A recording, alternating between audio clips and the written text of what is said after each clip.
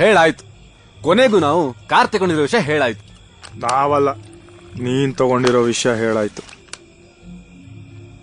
ನಿಜವಾಗ್ಲೂ ಬಿಡುವೇನೋ? ಸೋಡಾ ಹಾಕು ಅಂತ ತಳ್ಳಿದ್ದು. ಓ ಏಯ್ ಕೇಳು. ಕೇಳ್ತೀನಿರ ಮಗ, ಸೋಡಾ ಹಾಕೋ. ಹಾ ಸೋಡಾ. ಏಯ್ ಅದೆಲ್ಲ ಕಣೋ, ಕಾರ್ ವಿಷಯ ಕೇಳೋ. ಹಾ ಏಯ್ ಕಾರ್ ವಿಷಯ ಹೇಳೋ. ಹಾ ಕಾರ್. ಮುಂಜಾ ಕಾರ್ ಕರೆಕ್ಟಾಗಿ ಪಾರ್ಕ್ ಆಗಿದೆ ನೋಡ್ಕೊಂಬಾರೋ. ಹಾ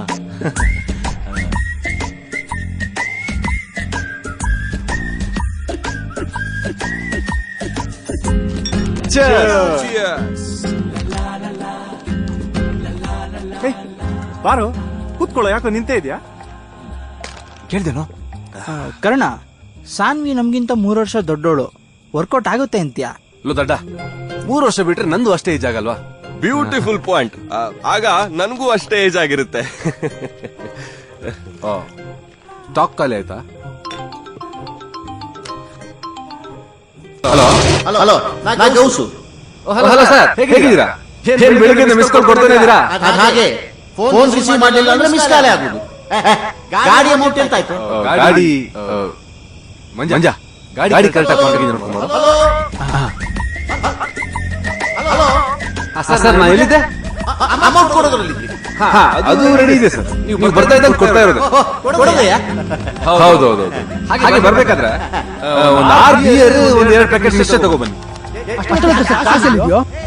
ಪೆಟ್ರೋಲ್ ಅಂತ ಎತ್ತಿಟ್ಟಿದ್ಯಲ್ಲೋ?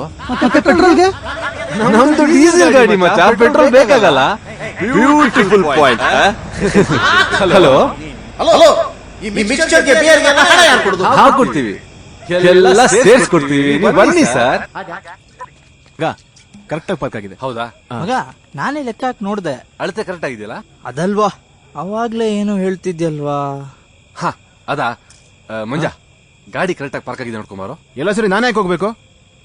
ಅದೇ ಗಾಡಿ ಕರೆಕ್ಟಾಗಿ ಪಾರ್ಕ್ ಆಗಿದೆ ನೋಡಕ್ಕೆ. ಸರಿ ಮಗ. ಹಾ ಜ್ಞಾಪಕ ಬಂತು, 3 ವರ್ಷ ಬಿಟ್ರೆ ಸಾನ್ವಿನ 3 ವರ್ಷ ದೊಡ್ಡವಳಾಗಿರ್ತಾಳಲ್ವಾ? ಕರೆಕ್ಟ್ ಅಲ್ವಾ? 3 ವರ್ಷ ತಾನೆ, ಹೆಂಗೋ ಅಡ್ಜಸ್ಟ್ ಆಗುತ್ತೆ ಬಿಡು.